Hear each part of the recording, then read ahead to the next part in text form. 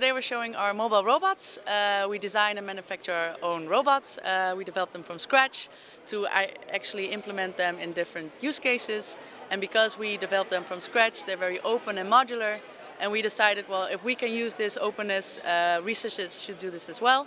So we open it up to the research world so you can integrate your sensors, your software, your algorithms, so you can really get a kickstart of your research rather than starting from scratch, wasting valuable resources on something that's already there.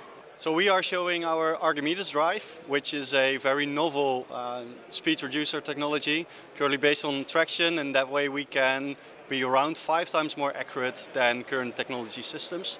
So that's very interesting for magnitude of industrial and other mechatronical applications. What we see is there's a lot of need for high precision transmission systems, but also for a much more stiffer system, more efficient system, and more if we talk about humanoids or collaborative robots, it's about transparency of the system and it's about lower noise of the system.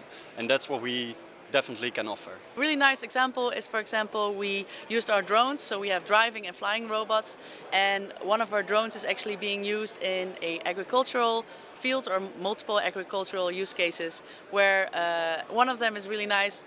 So birds are quite good at destroying crops, and you need to get rid of them, but just a standard scarecrow is not fulfilling it. So we will use our drone to get rid of birds. So it's very clear use case where our drones are actually helping the farmers, and this is really this applied research where you can help the people is what we really want to do. I think the nice thing about ERF is that the interaction is very on a high engineering level.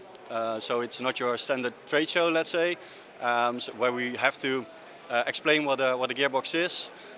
So interactions are very deep technical, very positive. So yeah, we are very excited to be here again.